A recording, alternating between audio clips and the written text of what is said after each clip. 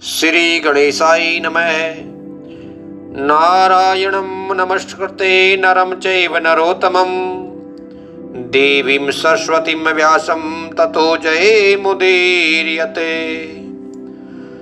सच्चिदानन्दरूपाय विश्वोत्पत्त्यादिहेतवे तापत्रय विनाशाय श्रीकृष्णाय वयं नमः। श्रीकृष्णाय वयं नमः। श्री व्यास जी ने कहा, एक समय नैमिषारण्य तीर्थ में शौनक आदि सभी ऋषियों तथा मुनियों ने पुराण शास्त्र के वेता श्री सूत जी महाराज से पूछा।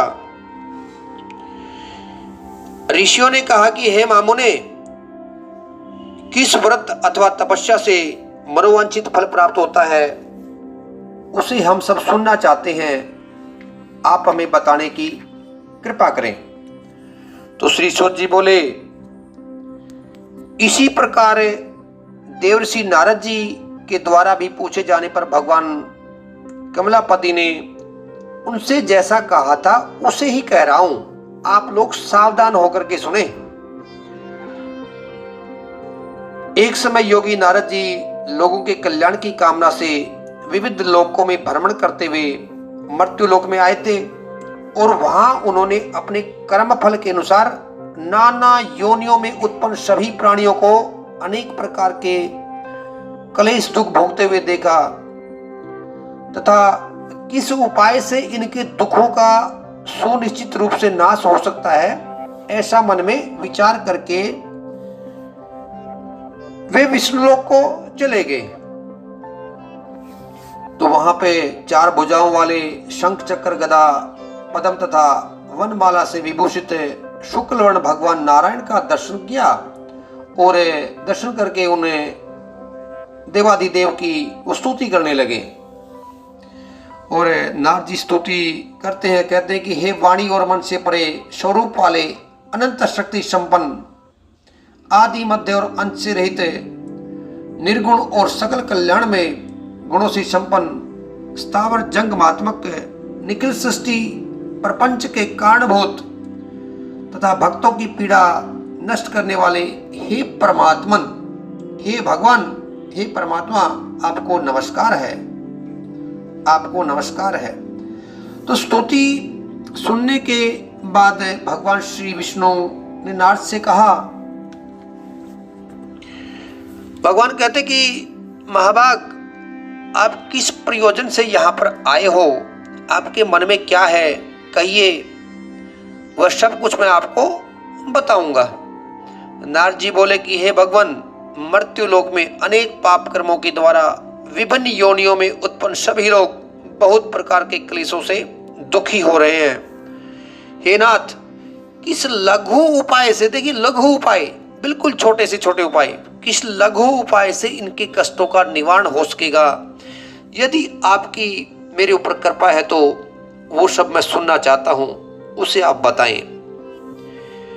भगवान कहते हैं, हे वत्स, संसार के ऊपर अनुग्रह करने की इच्छा से आपने बहुत अच्छी बात पूछी है और जिस व्रत के करने से प्राणी मोह से मुक्त हो जाता है उसे आपको बताता हूं, आप सुनो। हे वत्स, स्वर्ग और मृत्यु लोक में दुर्लभ भगवान सत्यनारायण का एक महान पुण्यप्रद व्रत है। आपको स्नेह के कारण इस समय मैं उसे कह रहा हूं। ये भगवान सत्यनारायण के व्रत के बारे में कह रहे हैं। तो अच्छी प्रकार विधि विधान से भगवान सत्यनारायण का व्रत करके मानव शीघ्र ही सुख प्राप्त करके और परलोक में मोक्ष प्राप्त कर सकता है। भगवान की ऐसी वाणी सुनकर के नारद मुनि ने कहा कि हे भगवान, हे प्रभु, इस व्रत को करने का फल क्या है, इसका विधान क्या है, इस व्रत को किसने किया, कब इसे करना चाहिए, ये सब मुझे विस्तार से बताने की कृपा करें। तो भी भगवान कहते हैं कि सत्यनारायण का व्रत है वो दुख शोक आदि का शमन करने वाला है, धन धान्य की वृद्धि करने वाला है, सौभाग्य और संतान देने वाला है, उस सर्वत्र विजय प्रदान करने वाला है। और जिस किसी भी दिन भक्ति और श्रद्धा से समृद्ध होकर मनुष्य ब्राह्मणों और बंधुओं बांधवों के साथ धर्म में तत्पर होकर के सायंकाल भगवान सत्यनारायण की पूजा करें। देखिए, जिस किसी भी दिन यस्मिन कस्मिन दिने मर्त्यो भक्ति सदा समन्वित है सत्यनारायणम देवम यज्ञ निशामुखी, मतलब कोई भी दिन आप इसका भगवान सत्यनारायण की पूजा कर सकते हो, भगवान सत्यनारायण की कथा कर सकते हो। इसमें कोई दिन का कोई मुहूर्त देखने की जरूरत नहीं। आपका जब भी इच्छा करे आप घर पे बैठ के खुद कर सकते हो, खुद कीजिए। नहीं तो ब्राह्मण के माध्यम से पूरा भगवान का पूरी षोडशोपचार पूजा करवा करके उसके बाद उसका कथा सुने और कथा सुनने के बाद अपना हवन यज्ञ कर सकते हैं। नहीं तो आप सीधा भी कथा कर सकते हैं, किसी दिन कर सकते हैं। इसमें ये नहीं कि आप पूर्णिमा को करें। तो यहाँ पे ये स्पष्ट यहाँ पे लिखा हुआ है। तो वैसे जो व्रत होता है तो सत्यनारायण भगवान का व्रत तो पूर्णिमा को ही होता है, लेकिन मैं आपको एक सत्यनारायण भगवान की जो कथा है उस कथा के बारे में बोल रहा हूँ। आप किसी भी दिन ब्राह्मण के माध्यम से कथा श्रवण कर सकते हैं।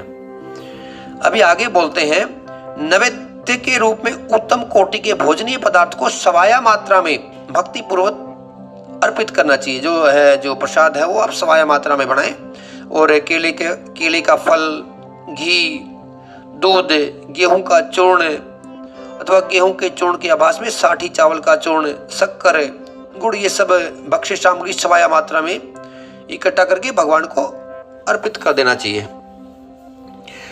आगे बोलते हैं कि बंधु बांधवों के साथ श्री सत्यनारायण भगवान की कथा सुन करके ब्राह्मण को दक्षिणा देनी चाहिए। देखिए, कोई भी दक्षिणा के बिना तो कोई भी अनुष्ठान वो सफल ही नहीं होता। दक्षिणा कौन है ये तो बड़ा लंबा विषय है। और तदंतर बंधु बांधवों के साथ ब्राह्मणों को भोजन कराना चाहिए। भक्ति पूर्वक प्रसाद ग्रहण करके नृत्य गीत आदि का आयोजन करना चाहिए। तदंतर भगवान सत्यनारायण का स्मरण करते हुए अपने घर जाना चाहिए। ऐसा करने से मनुष्यों की अभिलाषा अवश्य ही पूर्ण होती है। विशेष रूप से कलयुग में पृथ्वी लोक में यह सबसे छोटा सा उपाय है। विशेषतः है कलियुगे लघु उपायो अस्ति भूतले।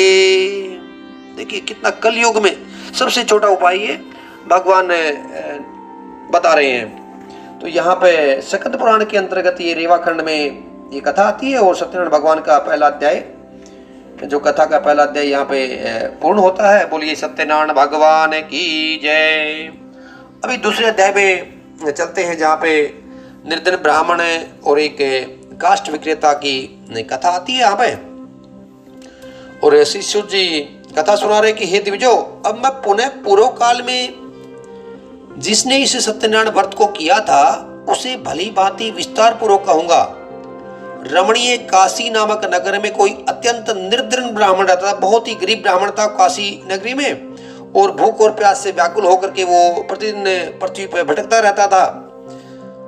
और ब्राह्मण प्रिय भगवान ने उस दुखी ब्राह्मण को देख करके वृद्ध ब्राह्मण का रूप धारण करके उस द्विज के आदर पूर्वक पूछा। मतलब सत्यनारायण भगवान है, वो ब्राह्मण का वेश धारण करके और उस बूढ़े दुखी ब्राह्मण के पास पहुंच जाते हैं और उसको बोलते कि हे विप्र, हे ब्राह्मण, प्रतिदिन अत्यंत दुखी होकर के तुम किस लिए पृथ्वी पर भ्रमण करते रहते हो?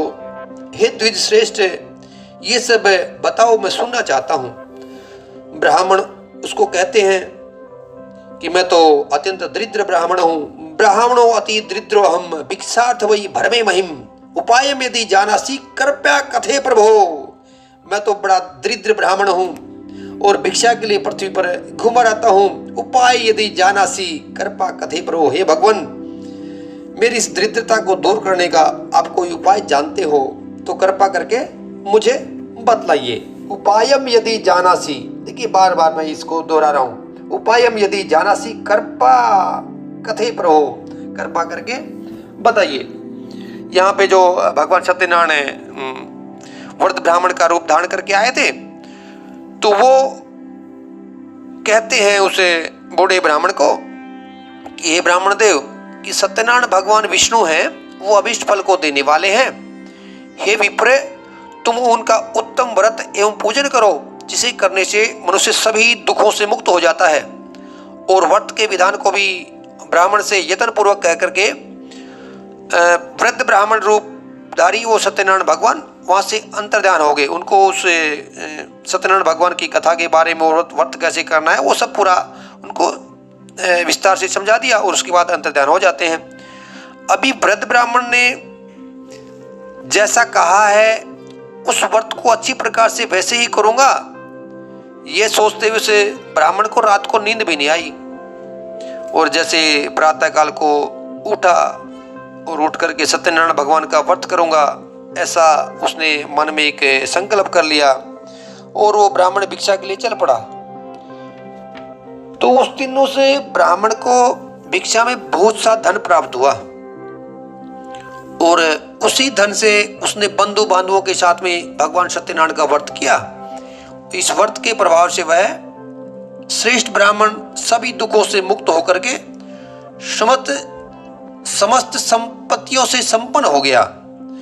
और उस दिन से लेकर के प्रत्येक महीने उसने ये व्रत किया। इस प्रकार भगवान सत्यनारायण के इस व्रत को करके वो श्रेष्ठ ब्राह्मण सभी पापों से मुक्त हो गया और उसने दुर्लभ मोक्ष पद को प्राप्त किया। अब देखिए शास्त्रों में द्विज ब्राह्मण शब्द का प्रयोग सब जगह ज्यादातर मिलता है। तो इसमें द्विज का मतलब ये नहीं कि वो ब्राह्मण जाति से हो, जाति कोई भी हो सकती है, जाति को यहाँ पे कंपेयर नहीं करना, उसको जाति से तुलना नहीं करनी है, ठीक है। द्विज मतलब जो भी एक भगवान में रुचि करते हैं, भगवान के कथाओं में, प्रसंगों में, पूजा पाठ में, उसी को जो ऋषि दूसरे ऋषि को कथा सुना रहे हैं तो उनको द्विज की परिभाषा दी गई यहाँ पे। तो आगे कहते हैं कि हे विप्र, पृथ्वी पर जब भी कोई मनुष्य श्री सत्यनारायण का व्रत करेगा उसी समय उसके समस्त दुख नष्ट हो जाएंगे। वर्तमस्य यदा विप्र पृथिव्याम संकरिष्यति तदैव सर्व दुखमतो मनुजस्य विनश्यति। इस भूलोक पे, पृथ्वी पे जो भी कोई मनुष्य भगवान श्री सत्यनारायण का व्रत करेगा उसी समय उसके समस्त दुख नष्ट हो जाएंगे। हे ब्राह्मणों, इस प्रकार भगवान नारायण ने महात्मा नारद जी से जो कुछ कहा मैंने ये सब आप लोगों से कह दिया। आगे अब मैं और क्या कहूं। अभी ऋषियों ने कहा कि हे मुने, इस पृथ्वी पर उस ब्राह्मण से सुने हुए इस व्रत को किसने किया था, हम वह सब सुनना चाहते हैं। उस व्रत का, उस व्रत की कथा का, उस व्रत पर हमारी श्रद्धा हो रही है। तो यहाँ पे सूत जी कथा सुनाते हैं। सूत जी के फिर बोलते हैं कि हे मुनियों, पृथ्वी पर जिसने ये व्रत किया उसे आप लोग सुने।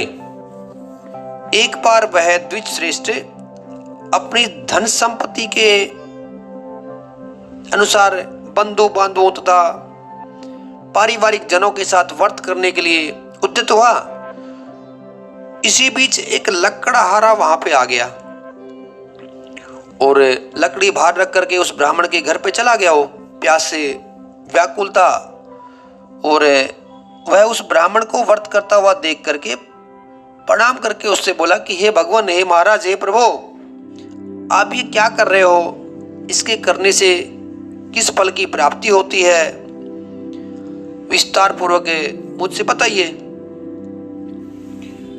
अभी वो ब्राह्मण बोला कि ये सत्यनारायण भगवान का व्रत है और जो सभी मनोरथों को प्रदान करने वाला है और उसी के प्रभाव से मुझे ये सब महान धन धान्य आदि प्राप्त हुआ है। जल पी करके और प्रसाद ग्रहण करके वो नगर की ओर चल दिया और सत्यनारायण देव के लिए मन में ऐसा सोचने लगा कि आज लकड़ी बेचने से जो पैसा मिलेगा और उसी पैसे से भगवान सत्यनारायण का मैं श्रेष्ठ व्रत करूंगा। इस प्रकार मन में ऐसा चिंतन करता हुआ वो लकड़ियों के गट्ठे को अपने सिर के ऊपर रख करके नगर में चला गया और जहाँ पे धनाढ्य व्यक्ति रहते थे उस दिन उसको जो लकड़ी जो बेचता था उससे दुगुना मूल्य प्राप्त हुआ। तो उसके बाद बड़ा मन में खुश होकर के उसने अपना केले का फल का शर्करा, गुड़, घी, दूध गेहूं के आटे से, चूर्ण से उस स्वाया मात्रा में उसने लेकर के अपने घर पे चला गया। उसके पश्चात उसने अपने बांधवों को बुला करके विधि विधान से भगवान सत्यनारायण का व्रत किया। उस व्रत के प्रभाव से वो धन पुत्र से संपन्न हो गया और इस लोक में अनेक सुखों को भोग करके अंत में वैकुंठ धाम में चला गया। तद व्रतस्य प्रभावेण धन पुत्रान्वितो भवत, मतलब उस व्रत के प्रभाव से वो धन धान्य संतति और संपत्ति में उसकी वृद्धि हुई। यह लोके सुखम भुक्त्वा च अन्ते सत्यपुरम ये हो। इस लोक में बोलते ना कि इस कथाओं से, व्रतों से क्या प्रभाव पड़ता है, ये पता नहीं आगे का लोक किसने देखा है। नहीं, वो इस लोक की भी बात कर रहे हैं ना। इस लोक में भी अनेक सुखों का भोग करके और फिर वो वैकुंठ धाम में गया। तो यहाँ पे सत्यनारायण भगवान कथा का दूसरा अध्याय पूरा होता है। बोलिए सत्यनारायण भगवान की जय। अब हम कथा के तीसरे अध्याय में प्रवेश करते हैं। यहाँ पर राजा उल्कामुख साधु वणिक एवं लीलावती कलावती की कथा है। तो सूत जी कहते हैं कि श्रेष्ठ मुनियों, अब मैं पुनः आगे की कथा कहूँगा, आप लोग सुने। प्राचीन काल में उल्कामुख नाम का एक राजा था। वह जितेंद्रिय, सत्यवादी तथा अत्यंत बुद्धिमान था। वह विद्वान राजा प्रतिदिन देवालय में जाता और ब्राह्मणों को धन देकर के संतुष्ट करता था। और कमल के समान मुख वाली उसकी धर्मपत्नी शील, विनय एवं सौंदर्य आदि गुणों से संपन्न तथा पतिपरायण थी। राजा एक दिन अपनी धर्मपत्नी के साथ भद्रशिला नदी के तट पर श्री सत्यनारायण भगवान का व्रत कर रहा था और उसी समय व्यापार के लिए अनेक प्रकार की पुष्कल धनराशि से संपन्न एक साधु मतलब यहाँ पे वणिक से उसकी बोला है, एक साधु वणिक वहाँ आया और भद्रशिला नदी के तट पर नाव को स्थापित कर वह राजा के समीप गया और राजा को इस व्रत में दीक्षित देख करके विनय पूर्वक उससे पूछने लगा। तो क्या पूछता कि हे राजन, आप भक्ति पूर्वक चित्त से ये क्या कर रहे हो, कृपया वह सब मुझे बताइए, इस समय मैं आपसे सुनना चाहता हूं। तो राजा कहते हैं, पूजनम प्रियते साधो विष्णुरतुल्य तेजसः व्रतम च स्वजनैः सार्धम पुत्राद्यावाप्ति कामया। राजा कहते हैं कि हे साधो, पुत्र आदि की प्राप्ति की कामना से अपने बंधु बांधवों के साथ मैं अतुल्य तेज संपन्न भगवान विष्णु का ये व्रत और पूजन कर रहा हूं। भगवान विष्णु का पूजन कर रहा हूं बोले। फिर राजा की बात सुन करके साधु ने आदर पूर्वक कहा, राजन, इस विषय में आप मुझे सब कुछ विस्तार से बतलाइए। आपके कहे अनुसार मैं ये व्रत और पूजन करूंगा और मुझे भी संतति नहीं है। संतति मतलब उसको बच्चे नहीं है, संतति पुत्र आदि नहीं है उसको, तो इससे अवश्य ही संतति प्राप्त होगी। ऐसा विचार करके वो व्यापार से निवृत्त होकर के आनंद पूर्वक अपने घर पे आ गया। उसने अपनी भार्या से संतति प्रदान करने वाले इस सत्य व्रत को विचार पूर्वक बताया। जब मुझे संतति की प्राप्ति होगी तब मैं इस व्रत को करूंगा कि जब मुझे बच्चे हो जाएंगे, पुत्र पैदा हो जाएंगे या कन्या पैदा हो जाएगी, मेरी वंशवृद्धि हो जाएगी, तो तब मैं इस व्रत को करूंगा। तो इस प्रकार उस साधु ने अपनी भार्या लीलावती से कहा। तो एक दिन उसकी लीलावती नाम की जो सती साध्वी भार्या पति के साथ आनंद चित्त में ऋतुकालीन धर्माचरण से प्रवृत्त हुई और भगवान सत्यनारायण की कृपा से उसकी भार्या गर्भिणी हुई। गर्भिणी सा अभवत तस्य भार्या सत्य प्रसादतः है 10वें मासी वही तस्याः कन्या रतन जायत। भगवान की कृपा और 10वें महीने में उसे कन्या रत्न की प्राप्ति हुई और वो कन्या शुक्ल पक्ष के चंद्रमा की भांति दिन प्रतिदिन बढ़ने लगी और उस कन्या का नाम कलावती रखा गया था। तो ये नाम रखा गया था। तो इसके बाद एक दिन लीलावती ने अपने स्वामी से मधुर वाणी में कहा कि आपने जो पूर्व में एक संकल्प लिया था कि मेरे को बच्चे पैदा हो जाएंगे, औलाद मुझे मिल जाएगी, तो मैं सत्यनारायण भगवान का व्रत करूंगा, तो आप उसको अभी क्यों नहीं कर रहे हो? तो यहाँ पे साधु बोलता है कि मैं इसके विवाह के समय ये व्रत करूंगा। तो इस प्रकार अपनी पत्नी को भली भांति आश्वस्त कर दिया और वो अपने व्यापार करने के लिए नगर की ओर चला गया। इधर कन्या कलावती पिता के घर में बढ़ने लगी। तदंतर धर्मज्ञ साधु ने नगर में सखियों के साथ क्रीड़ा करती हुई अपनी कन्या को विवाह के योग्य देखा और आपस में मंत्रणा करके और कन्या के विवाह के लिए श्रेष्ठ वर का अन्वेषण करो, श्रेष्ठ कोई इसके लिए लड़का ढूंढो, वर ढूंढो, और ऐसा दूत से कह करके शीघ्र उसे भेज दिया। और उसकी आज्ञा लेकर के वो दूत कांचन नामक नगर में चले गए और वहाँ एक वणिक का पुत्र लेकर के आए और उस साधु ने उस वणिक के पुत्र के साथ वो विधि विधान के साथ अपनी कन्या का दान कर दिया और उसकी अपनी कन्या की शादी कर दी। उस समय उस साधु वणिक की दुर्भाग्यवश भगवान का वो उत्तम व्रत था वो भूल गए।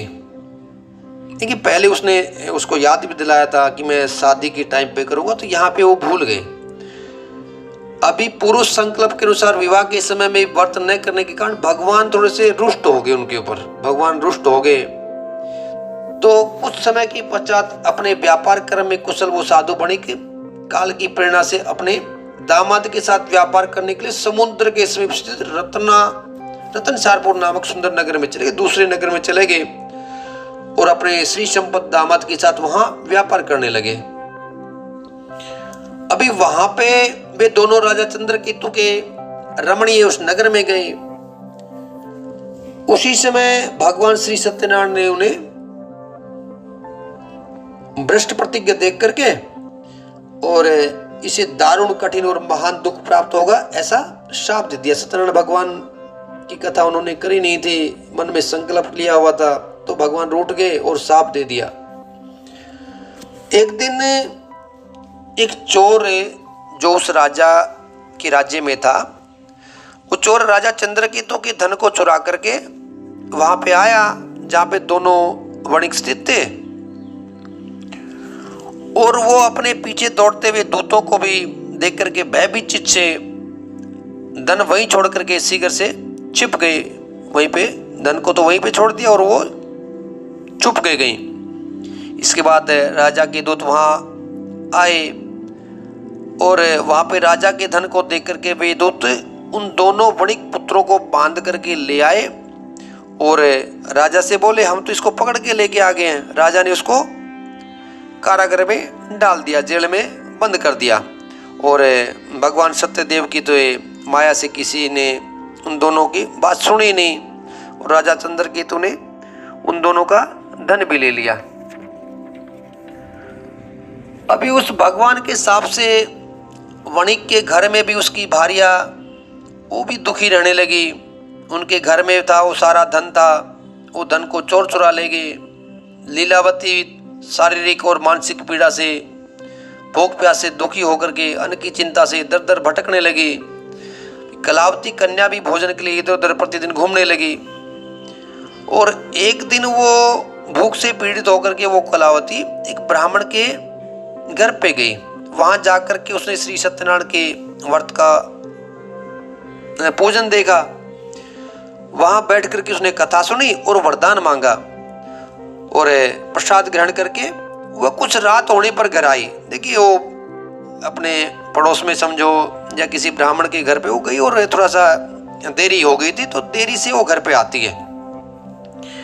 अभी माता ने कलावती कन्या से प्रेम पूर्वक पूछा कि पुत्री रात में तो कहाँ रुक गई थी, अरे तुम्हारे मन में है क्या? कलावती कन्या ने जब माता से कहा माँ मैंने एक ब्राह्मण के घर में मनोरथ प्रदान करने वाला व्रत देखा है, तो कन्या की उस बात को सुन करके वणिक की भार्या व्रत करने को उद्यत हुई और प्रसन्न मन से उस साध्वी ने बंधु बांधवों के साथ भगवान श्री सत्यनारायण का व्रत किया और इस प्रकार प्रार्थना की कि हे भगवान, हमारे पति और जामाता दामाद के अपराध को क्षमा करो, वे दोनों अपने घर पे शीघ्र आ जाएं। तो इस व्रत के से भगवान सत्यनारायण पुनः संतुष्ट हो गए और उन्होंने नृपश्रेष्ठ चंद्रकेतु को सपन दिखाई दिया। जो जहाँ पे वो जेल में बंद थे ना, उस राजा को सपने में दिखाई देते हैं और सपन में कहते कि हे राजा, प्रातःकाल दिन दोनों बणियों को छोड़ दो, दोनों वणिकों को छोड़ दो और जो ये सारा का सारा धन है वो भी इनके दे दो,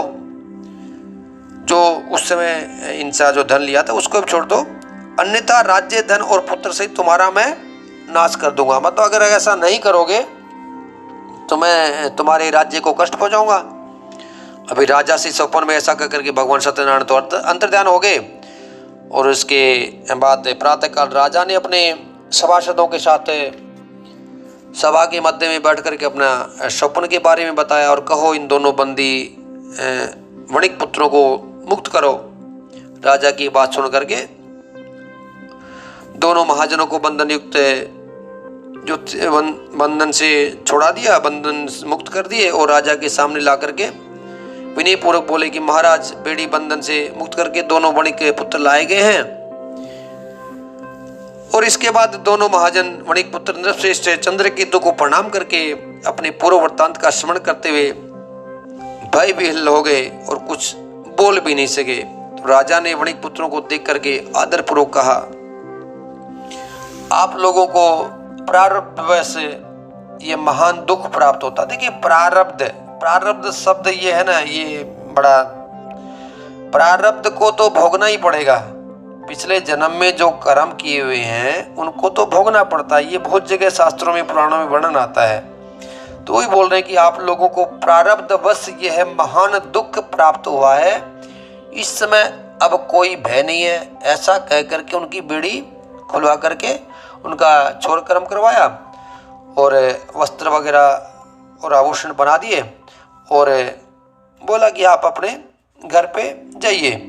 तो राजा को प्रणाम करके ठीक है कि हम आपकी कृपा से हम जा रहे हैं, ऐसा कह करके उन दोनों महावैश्यों ने अपने घर की ओर प्रस्थान किया। तो यहाँ पे स्कंद पुराण के अंतर्गत जो रेवा खंड में सत्यनारायण कथा आती है उसका 30वां अध्याय पूर्ण होता है। बोली सत्यनारायण भगवान की जय। अब हम 4थे अध्याय में प्रवेश करते हैं। यहाँ पर असत्य भाषण तथा भगवान के प्रसाद की अवहेलना का परिणाम है। असत्य झूठ, सत्यम परमम धर्म, तो बहुत जगह सब जगह आती है सत्य के बारे में। दूसरी बात प्रसाद की अवहेलना। भगवान की प्रसाद तो बहुत ही पुण्यदायी है, इसका भी वर्णन बहुत जगह आता है। उसकी प्रसाद जहाँ भी मिलती है उसको ग्रहण अवश्य करो, उसको छोड़ो मत उसका। और ये नहीं कि उसको उठा करके इधर उधर रख दिया, गाय को खिला दिया, नहीं, अपना जितना इच्छा उतनी लो, लेकिन प्रसाद को छोड़ना नहीं है, प्रसाद को त्यागना नहीं चाहिए। तो यहाँ पे सूर्य जी कथा सुना रहे कि सूर्य जी बोलते कि हे साधु, मंगलाचरण कर और ब्राह्मणों को धन दे करके अपने नगर के लिए चल पड़े। और साधु के कुछ दूर जाने पर भगवान सत्यनारायण की सत्यता की परीक्षा लेने की इच्छा हुई और वो उनके पास पहुंच जाते हैं। बोलते साधु, तुम्हारी नाव में क्या भरा है? तब धन के मद में चूर दोनों महाजनों ने अवहेलना पूर्वक हंसते हुए कहा, दंडिन देखो, दंडिन स्वामी आज भी हैं, दंडी स्वामी, उनको दंडी स्वामी ही बोलते। तो भगवान सत्यनारायण एक दंडिन स्वामी के रूप में आए थे उन्होंने। तो दंडिन क्यों पूछ रहे हो, क्या कुछ द्रव्य लेने की इच्छा है? हमारी नाव में तो लता और पत्ते आदि भरे हैं।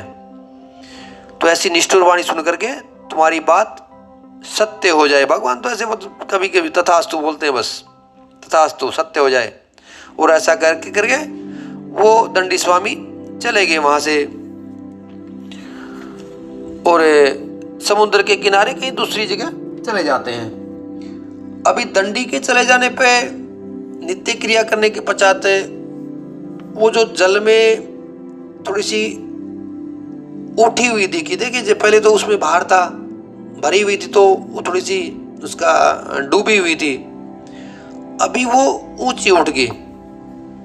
तो इसको मैरीन की भाषा में ड्राफ्ट मार्किंग बोलते हैं। तो वो उसमें देखा कि ये तो बहुत ऊंची उठ गई है, तो उनको फिर से एकदम से देखा, अपना पत्तों देखा तो वो तो वास्तव में ही लता और पत्तों से भरी हुई थी।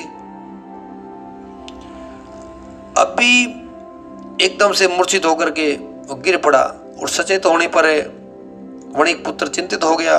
उसने अपने दामाद से कहा, आप शोक क्यों करते हो? दंडी ने जो शाप दिया था, इसी स्थिति में वे चाहे तो हम सब कुछ पा सकते हैं। और ऐसा मन में विचार करके वो दंडी स्वामी के पास पहुंच जाते हैं। उनको प्रणाम किया और प्रणाम करके बोला, भगवान महाराज हमें माफ करो, हमने तो असत्य भाषण झूठ बोलने का अपराध किया है, आप उस अपराध को माफी करो।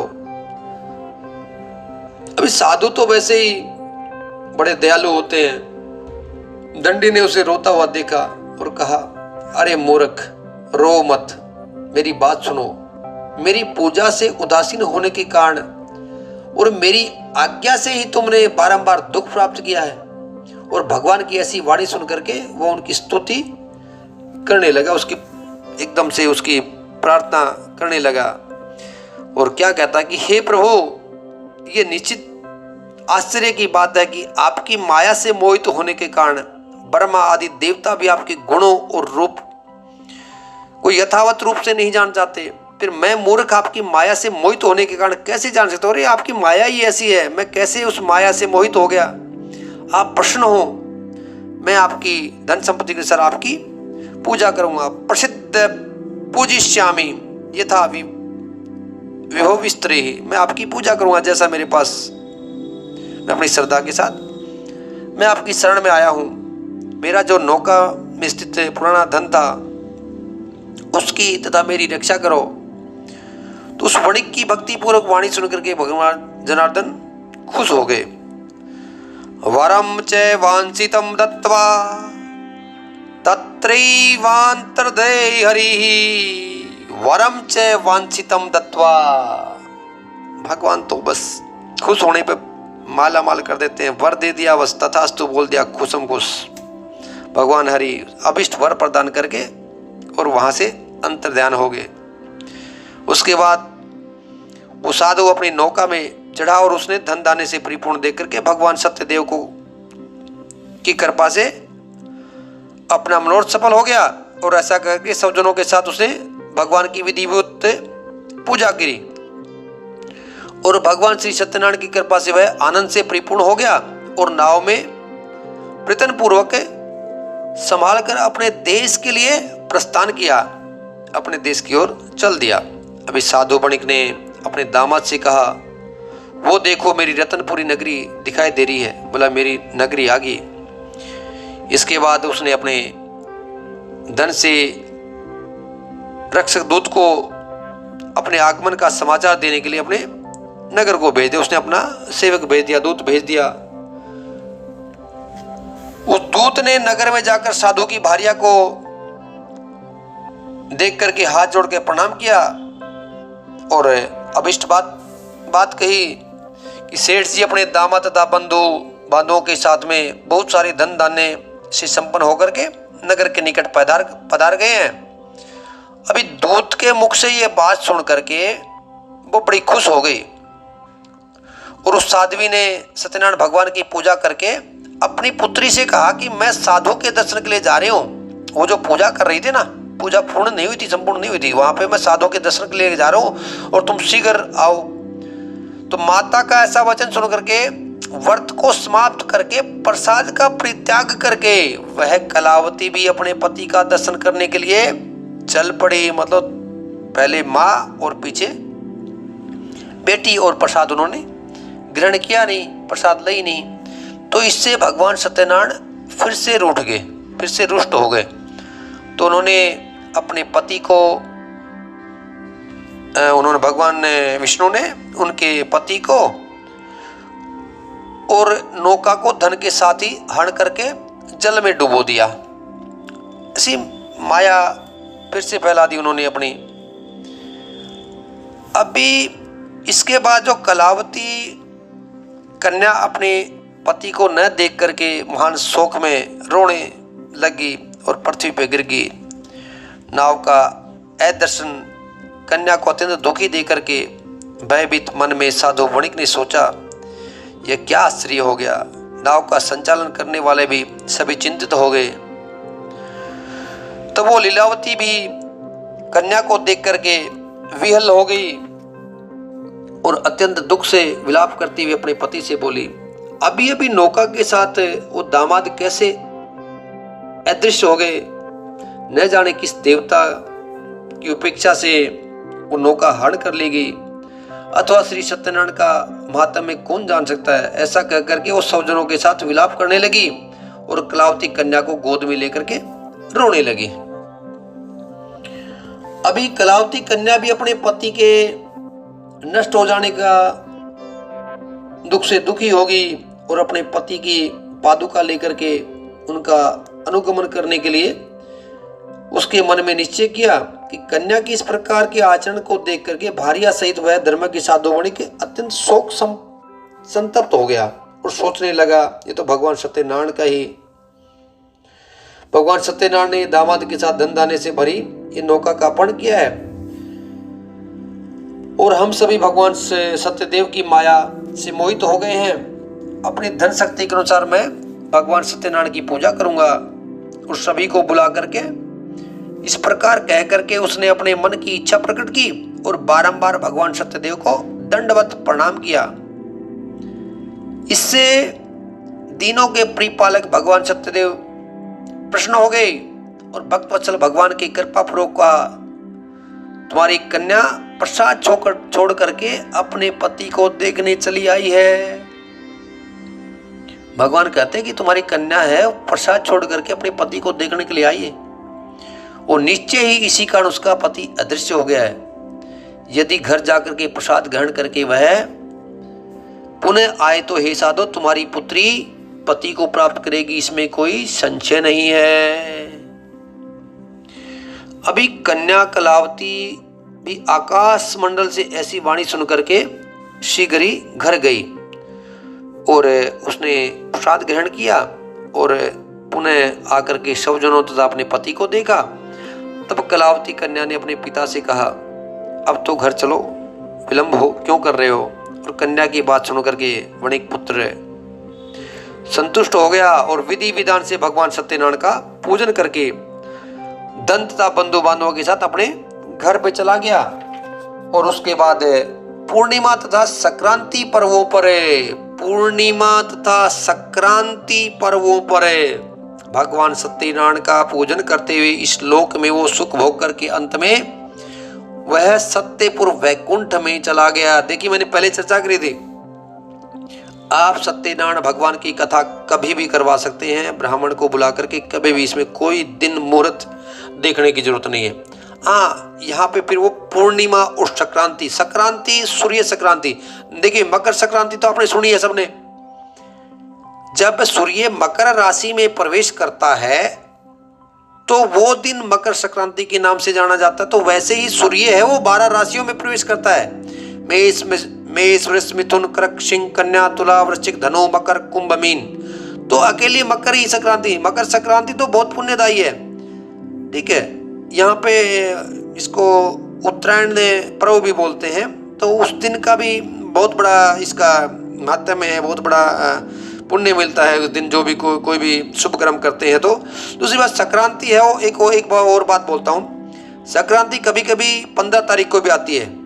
तारीख के हिसाब से मत देखना इसको कभी भी, क्योंकि संक्रांति लग रही है 15 तारीख को, सूर्य मकर राशि में प्रवेश कर रहे हैं और वो पर्व मना लेते हैं 14 तारीख को। ठीक है, दान दीजिए, लेकिन दान अगर आप संक्रांति को टाइम पे, संक्रांति के समय देते हैं तो वो ज्यादा फलदायी होता है, और वो भी उसमें भी 8 घंटे आगे पीछे का टाइम हो सकता है, यानी कि पूरा दिन का दिन आप पहले कर दोगे ना।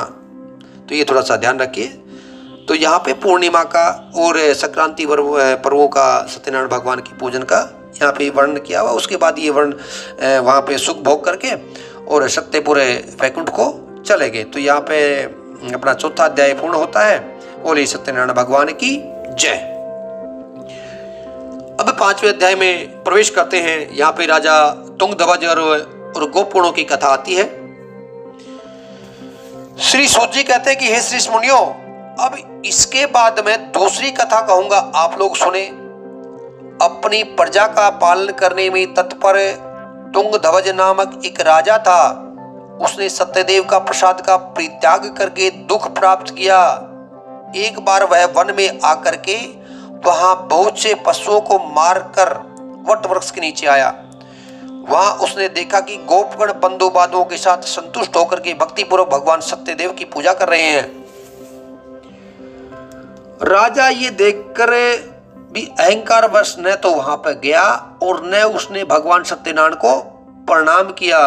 इसके बाद पूजन के अनंतर सभी गोपगण भगवान का प्रसाद राजा के समीप रख करके वहां से लौट आए और इच्छा अनुसार उन सभी ने भगवान का प्रसाद ग्रहण किया।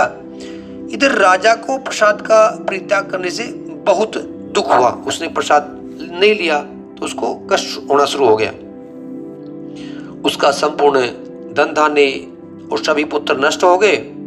राजा ने मन में निश्चय किया कि अवश्य ही भगवान सत्यनारायण ने हमारा ये नाश कर दिया, इसलिए मुझे वहीं जाना चाहिए जहाँ श्री सत्यनारायण का पूजन हो रहा था। और ऐसा मन में निश्चय करके वो राजा गोपगणों के समीप गया। उसने गोपगणों के साथ भक्ति श्रद्धा से युक्त होकर के विधि पूर्वक भगवान सत्यदेव की पूजा की। भगवान सत्यदेव की कृपा से उसे पुनः धन और पुत्रों से संपन्न हो गया वो, और इस लोक में सभी सुखों को उपभोग करके अंत में वो वैकुंठ लोक को प्राप्त हुआ।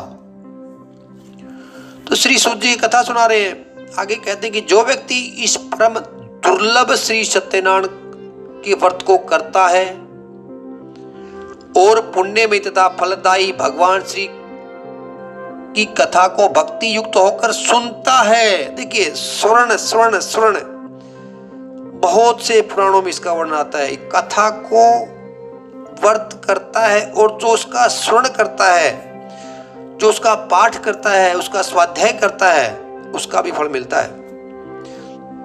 तो क्या बोलते हैं आगे, सुनता है उसे भगवान सत्यनारायण की कृपा से धन धान्य आदि की प्राप्ति होती है, दरिद्र धनवान हो जाता है, बंधन में पड़ा हुआ बंधन से मुक्त हो जाता है, डरा हुआ व्यक्ति भय से मुक्त हो जाता है। यह सत्य बात है, इसमें कोई संशय नहीं है। मतलब ये बिल्कुल सत्य है और इसमें कोई शंका नहीं होनी चाहिए। और इस लोक में वह सभी फलों को भोग करके अंत में वैकुंठ धाम को जाता है। हे ब्राह्मणों, इस प्रकार मैंने सब लोगों से भगवान सत्यनारायण के व्रत को कहा, जिसे करके मनुष्य सभी दुखों से मुक्त होता है। इति वह कथितम अभिप्राह सत्यनारायण व्रतम यत् कृत्वा स्मृत दुखे भयो मुक्तो भवति मानव है। और विशेषतः कलियुगे सत्य पूजा फलप्रदा केचित् कालम वदिष्यन्ति सत्यमिशम तमेव च। और खास करके कलियुग में तो भगवान सत्यदेव की पूजा विशेष फल प्रदान करने वाली है। भगवान विष्णु, कोई कुछ लोग काल, कुछ लोग सत्य, कोई ईश, कोई सत्यदेव, कोई लोग सत्यनारायण नाम से कहेंगे। अनेक रूप धारण करके भगवान सत्यनारायण सभी का मनोरथ सिद्ध करते हैं। हरि अनंत, हरि कथा अनंता, वेद पुराण भनता। देखो भगवान के नाम है, सहस्त्रों नाम है, विष्णु सहस्त्र नाम, गोपाल सहस्त्र नाम, एक एक नाम। राम रमेति रामेति रमे रामे मनोरमे सहस्त्र नाम तैतुल्यम राम नाम वरानने। अरे भगवान राम का नाम अगर एक बार भी ले लेते हैं ना तो सहस्त्र, विष्णु सहस्त्र नाम के बराबर है। नारायण नारायण नारायण, हरे राम राम राम हरे हरे, हरे कृष्णा कृष्णा कृष्णा हरे हरे। इन इनकी स्तुति, इनके मंत्रों, इनके नाम में इतनी ताकत है। एक बार भी बोल दिया, पता नहीं कितने जन्म जन्मांतर के पाप नष्ट हो जाते हैं। तो ये विष्णु भगवान के नाम अनेक हो सकते हैं, लेकिन ये मनोरथ को सिद्ध कर देते हैं। और कलयुग में सनातन भगवान विष्णु की सत्यव्रत रूप धारण करके सभी का मनोरथ पूर्ण करने वाले होंगे। हे श्रेष्ठ मुनियों, जो व्यक्ति नित्य भगवान सत्यनारायण की इस व्रत कथा को पढ़ता है, नित्य पढ़ता है, सुनता है, भगवान सत्यनारायण की कृपा से उसके सभी पाप नष्ट हो जाते हैं। सुनने के बारे में बोल रहे हैं महाराज, सुनने के बारे में बड़े ध्यान देने, एक एक चीज में इसमें पूरा शोध करें। हमें शोध करने की क्या, हमें तो विश्वास भी नहीं करते। सबसे बड़ी बात हमारे ऊपर ये है, ठीक है, पढ़ता है या सुनता है, सत्यनारायण भगवान की कृपा से सभी पाप नष्ट हो जाते हैं। आप सुन के तो देखिए, आप स्वाध्याय करके तो देखिए, पढ़ के तो देखिए। हे मुनीश्वरों, पूर्व काल में जिन लोगों ने भगवान सत्यनारायण का व्रत किया था, उनके अगले जन्म का वृत्तांत कहता हूं, आप लोग ध्यान से सुने कि पिछले जन्म में जिन्होंने सत्यनारायण भगवान की व्रत किया था, कथा करी थी, उनका अगले जन्म में, अगला जन्म तो होना है महाराज, मोक्ष इतना आसान नहीं है। आगे क्या बोलते हैं, महान प्रज्ञा संपन्न स्थानंद नाम के जो ब्राह्मण थे, सत्यनारायण का व्रत के प्रभाव के कारण दूसरे जन्म में सुदामा नामक ब्राह्मण हुए। सुदामा नाम, जिसको बहुत भगवान श्री कृष्ण के जो सखा बताए हैं, सुदामा नामक ब्राह्मण हुए और उस जन्म में भगवान श्री कृष्ण का ध्यान करके उन्होंने मोक्ष प्राप्त किया। लकड़हारा भील गुहों का राजा हुआ, भील गुहों का राजा हुआ। अगले जन्म में उन्होंने भगवान श्री राम को सेवा करके मोक्ष प्रदान किया था। जिन्होंने भगवान श्री राम को अपना नदी पार किया था, नावक जो नाव में बिठाया था, वही उन्हीं का वर्णन है, जो कि रामचरितमानस में पूरा इसका बड़ी कथा है, चर्चा करेंगे उसको भी। महाराज उल्कामुख दूसरे जन्म में राजा दशरथ हुए, राजा दशरथ जिन्होंने श्री रंगनाथ की पूजा करके अंत में वैकुंठ प्राप्त हुआ। और इसी प्रकार धार्मिक और सत्यव्रती साधु पिछले जन्म के सत्यव्रत के प्रभाव से दूसरे जन्म में मोरध्वज नाम के राजा हुए। राजा मोरध्वज की भी कथा बहुत बड़ी है। भगवान ने उसको परीक्षा ली, आरा लेकर के बेटे को चीरना भी चाहा था, तो मोरध्वज के नाम से प्रसिद्ध हुए। और उसने आरे से चीरकर अपने पुत्र की आदिदेव भगवान विष्णु को अर्पित कर मोक्ष प्राप्त किया था। महाराज तुंगध्वज जन्मांतर में स्वयंभू मनु हुए और भगवत संबंधी संपूर्ण कार्यों का अनुष्ठान करके वैकुंठ लोक को प्राप्त हुए। जो गोपगण थे वे सब जन्मांतर में ब्रजमंडल में निवास करने वाले गोप हुए और सभी राक्षसों का संहार करके उन्होंने भी भगवान का शाश्वत धाम गोलोक प्राप्त किया था। तो यहाँ पे सत्यनारायण भगवान, जो कि शकंद पुराण से ली गई है। जय जय श्री शकंद पुराणे रेवा खंडे श्री सत्यनारायण व्रत कथायाम पंचमो अध्याय श्रीमन नारायणम अर्पणमस्तु।